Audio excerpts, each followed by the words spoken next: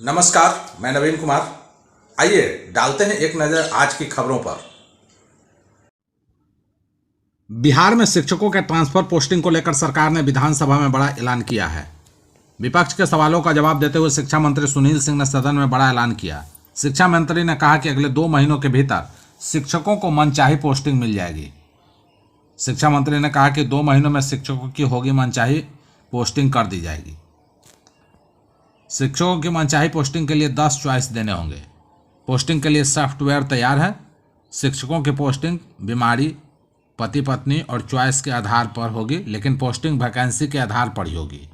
उन्होंने कहा कि अगर किसी शिक्षक को मनचाही पोस्टिंग नहीं मिलती है तो वह डीएम, कमिश्नर या फिर विभागीय स्तर पर बनी कमेटी में अपील कर सकते हैं। बिहार विधानसभा में वित्तीय वर्ष 2025-26 का बजट पेश किया गया। सूबे के वित्त मंत्री सम्राट चौधरी ने लगातार दूसरी बार राज्य का बजट पेश किया। इस बार का बजट आकार 3,17,000 करोड़ का है। वित्त मंत्री ने बजट भाषण की पुस्तिका में कृषि विभाग द्वारा सड़क पुल बनाने की बात कही गई थी। चौंकिए मत, नीतीश सरकार का कृषि विभाग अब पुल सड़क बनाएगा। यह डिपार्टमेंट 4 घंटे में पटना पहुंचने का सपना करेगा साकार। आपको यह पढ़कर भले ही हैरानी हो, लेकिन बिहार सरकार ने बताया गया था कि कृषि विभाग ने नदियों पर पुल बनाकर राज्य में यातायात की सुविधा में अभूतपूर्व बदलाव किया गया। इतना ही नहीं, यह भी कहा गया कि कृषि विभाग की तरफ से सड़कों का जाल बिछाया जा रहा है। यह विभाग 2027 के अंत तक सूबे के किसी भी कोने से 4 घंटे में राजधानी पहुंचने का सपना साकार करेगा। बिहार विधानसभा में नेता प्रतिपक्ष तेजस्वी यादव ने राज्यपाल के अभिभाषण पर जवाब देते हुए नीतीश सरकार पर जमकर हमला बोला है। इस दौरान डिप्टी सीएम सम्राट चौधरी और तेजस्वी के बीच तीखी नोकझोंक हुई, जिसके बाद सदन में हंगामा शुरू हो गया। स्पीकर नंद किशोर यादव ने किसी तरह मामला शांत कराया। दरअसल तेजस्वी ने सम्राट चौधरी के पिता का नाम लिए बिना कहा कि नीतीश कुमार के बारे में क्या बोलते थे वो किसी से छिपा नहीं है। क्या आपके पिताजी ने मुख्यमंत्री के लिए अपशब्द नहीं बोला? नीतीश कुमार के बेटे निशांत कुमार के बारे में क्या बोला था? अगर नहीं बोले थे तो खड़े होकर बोलिए। जिसके बाद सम्राट चौधरी भी भड़क गए। उन्होंने कहा कि नेता विरोधी के तौर पर अपना भाषण दीजिए। आपके पिताजी ने क्या क्या बोला यह बताइए। मैं तो जेल भी गया था। लालू जी ने लाठी से मुझको पिटवाया, यह भी मैं नहीं भूला हूँ। इसके बाद राजद और भाजपा के विधायक हंगामा करने लगे। विधानसभा अध्यक्ष ने दोनों पक्षों को शांत करवाते हुए कहा कि आप लोग एक दूसरे पर व्यक्तिगत आक्षेप मत कीजिए।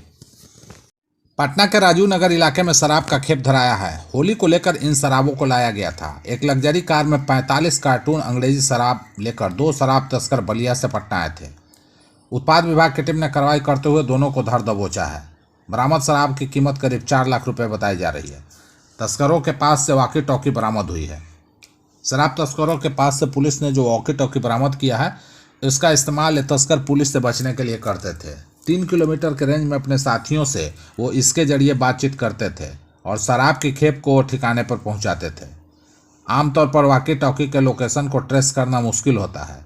शराब तस्कर आसानी से एक दूसरे से बात करते थे। बिहार की रसोइया बहनों ने सरकार के खिलाफ एक बार फिर अपना आक्रोश जताते हुए पटना के गर्दनी बाग धरना स्थल पर जोरदार प्रदर्शन किया है। रसोइया बहनों और भाइयों ने अपने मानदेय में बढ़ोतरी और सामाजिक सुरक्षा की मांग को लेकर प्रदर्शन तेज कर दिया है। प्रदर्शनकारी बिहार विधानसभा तक मार्च निकालने पर अड़े हुए थे, लेकिन पुलिस ने गर्दनी बाग धरना स्थल का मुख्य द्वार बंद कर दिया, जिससे स्थिति और तनावपूर्ण हो गई। रसोइया बहनों का कहना है कि वे प्रधानमंत्री पोषण योजना के तहत बिहार के सरकारी स्कूलों में काम करती है, लेकिन सरकार उनके साथ उपेक्षा और भेदभाव कर रही है। प्रदर्शनकारियों का आरोप है कि करीब 2.5 लाख एमडीएम रसोइया न्यूनतम मजदूरी से भी कम वेतन पर काम करने को मजबूर है, जबकि वे विद्यालय खुलने से लेकर बंद होने तक पूरी ईमानदारी से अपनी सेवाएं दे रहे हैं। उन्होंने कहा कि केंद्र सरकार ने पिछले 10 वर्षों में उनके मानदेय में कोई बढ़ोतरी नहीं की है। इस साल के केंद्रीय बजट में भी रसोइयों के वेतन में इजाफे को पूरी तरह से नज़रअंदाज कर दिया गया है। इसके अलावा बिहार की डबल इंजन सरकार ने भी 2020 के बाद से कोई मानदेय में वृद्धि नहीं की है। भारत के खेलों के महाकुंभ में भोजपुर की बेटी सुल्ताना बानो ने अपनी प्रतिभा का लोहा मनवाते हुए सिल्वर मेडल जीता है। उत्तराखंड में आयोजित 38वीं राष्ट्रीय रग्बी खेल प्रतियोगिता में उन्होंने बिहार का प्रतिनिधित्व करते हुए यह गौरव हासिल किया। यह प्रतियोगिता भारत के सबसे बड़ा खेल आयोजन माना जाता है, जो 2 साल में एक बार आयोजित होता है। इसमें देश भर से केवल शीर्ष 8 टीमें ही हिस्सा ले सकती है। इसलिए इसे भारत का ओलंपिक भी कहा जाता है। बता दें कि बिहियां प्रखंड के पीपरा जगदीश गांव की रहने वाली सुल्ताना बानो, जो मंजूर आलम की पुत्री हैं, बिहार की महिला रग्बी टीम की प्रमुख खिलाड़ी हैं। उनकी मेहनत और लगन का ही परिणाम है कि उन्होंने बिहार सरकार में नौकरी भी मिल चुकी है। इसके अलावा बिहार पुरुष रग्बी टीम में भोजपुर के तेघरा गांव के रामनाथ यादव के पुत्र दीपक कुमार का भी चयन हुआ है। बिहार महिला रग्बी टीम ने सेमीफाइनल में दिल्ली को हराकर फाइनल में जगह बनाई। हालांकि फाइनल मुकाबले में ओडिशा से हार का सामना करना पड़ा, जिसके चलते टीम को सिल्वर मेडल से संतोष करना पड़ा। सुल्ताना और दीपक की यह उपलब्धि भोजपुर और पूरे बिहार के लिए गर्व का विषय है। उनकी सफलता आने वाली पीढ़ी के लिए एक प्रेरणा है और यह साबित करती है कि मेहनत और लगन से किसी भी क्षेत्र में ऊंचाइयों को छुआ जा सकता है।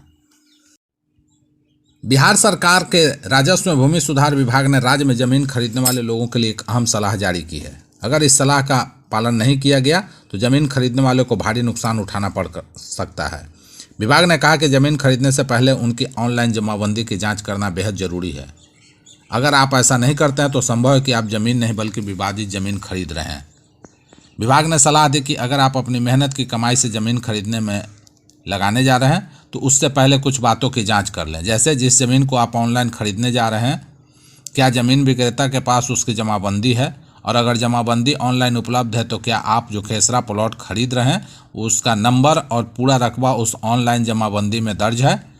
इसके साथ ही यह भी सुनिश्चित करना जरूरी है कि विक्रेता के पास खुद के नाम से ऑनलाइन जमाबंदी है या नहीं।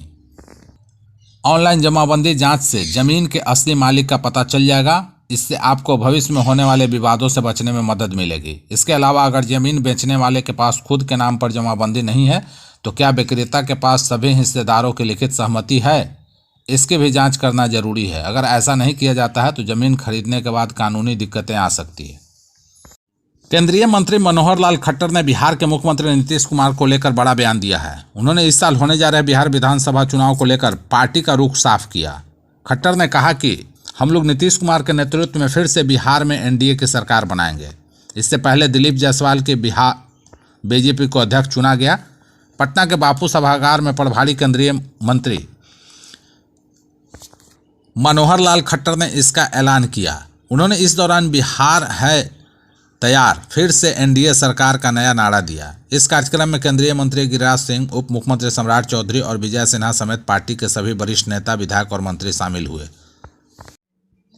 मौसम विभाग के अनुसार पश्चिमी हिमालय क्षेत्र में हल्की से मध्यम बारिश और बर्फबारी दर्ज की गई है। आने वाले 3-4 दिनों में कुछ हिस्सों में गरज चमक के साथ बारिश की संभावनाएं हैं। वहीं देश के ज़्यादातर हिस्सों में मौसम समान रहने का अनुमान है, मगर आने वाले दिनों में तपिश और बढ़ने वाली है। पिछले 24 घंटे में जम्मू कश्मीर, लद्दाख, गिलगित, मुजफ्फराबाद और हिमाचल प्रदेश के अधिकतर इलाकों में हल्की से मध्यम बारिश और बर्फबारी दर्ज की गई।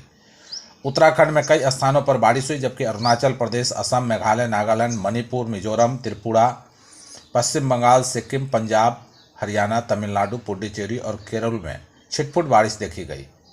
हिमाचल प्रदेश के कुछ हिस्सों में ओलावृष्टि हुई, जबकि जम्मू कश्मीर, हिमाचल, उत्तराखंड, पंजाब और केरल के अलग अलग इलाकों में गरज और बिजली चमकने की घटनाएं भी हुई। हिमाचल प्रदेश और पूर्वी उत्तर प्रदेश में तेज हवाएं चली।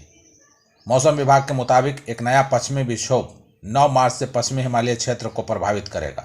इसके चलते 9 और 10 मार्च को जम्मू कश्मीर, लद्दाख, मुजफ्फराबाद, हिमाचल प्रदेश में हल्की से मध्यम बारिश और बर्फबारी हो सकती है। पूर्वोत्तर भारत में असम और मेघालय में हल्की बारिश हो सकती है, जबकि अरुणाचल प्रदेश में 9 मार्च तक रुक कर बारिश जारी रहेगी। बिहार में 8 मार्च को गरज चमक के साथ हल्की से मध्यम बारिश होने की संभावना है।